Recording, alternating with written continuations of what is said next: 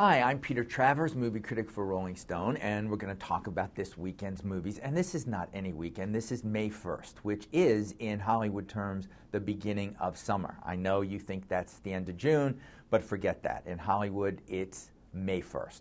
And the first movie of summer then is X-Men Origins, Wolverine. Join me, but you will have your revenge.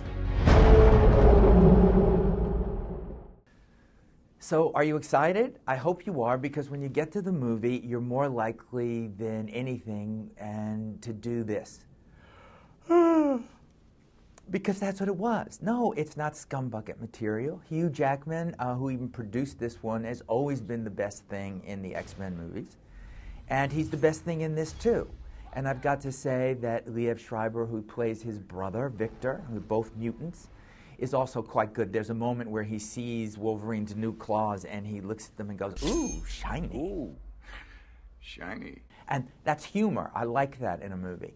But here's a movie that begins and takes us back to 1845 when they're brothers, they're just kids growing up and they find out they're mutants. And then we have a credit sequence that seems to outdo Watchmen, where we see them in every war. We get to see them fight the Civil War, then we go to World War I, then we seem to be in Saving Private Ryan on the beaches in Normandy, and then we do Vietnam, but we seem to be in Apocalypse Now, you know, boom, boom, boom, boom, boom.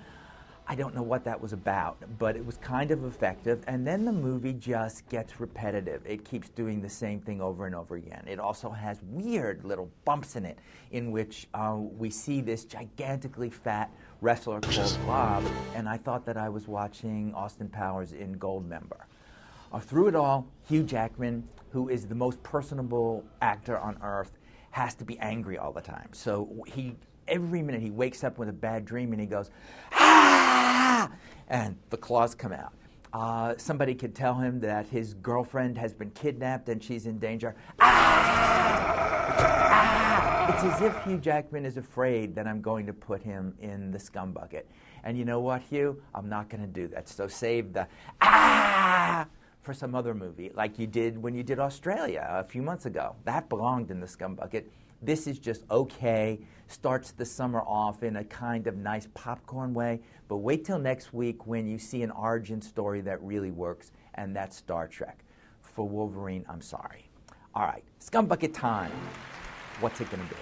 There is another Matthew McConaughey horror show. I mean, why does this guy keep making these movies that you all go and see? I want that. I mean, please, use AskTravers@RollingStone.com and tell me. I need to know. I need to be educated. This one is called Ghost of Girlfriend's Past.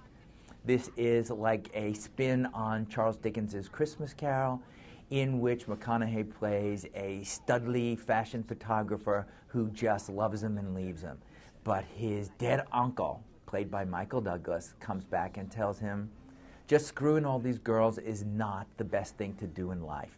You really love the Jennifer Garner character, and I'm going to show you all the horrible things you've done to women. There's a horrendous scene in this movie in which it's raining, and Michael Douglas says to Matthew McConaughey, those are the tears of all the women whose hearts you have broken. Ah! Let me do a little Wolverine on that one. Ah! Horrendous. Scumbucket like you've never seen scumbucket before. No! And I'm Peter Travers.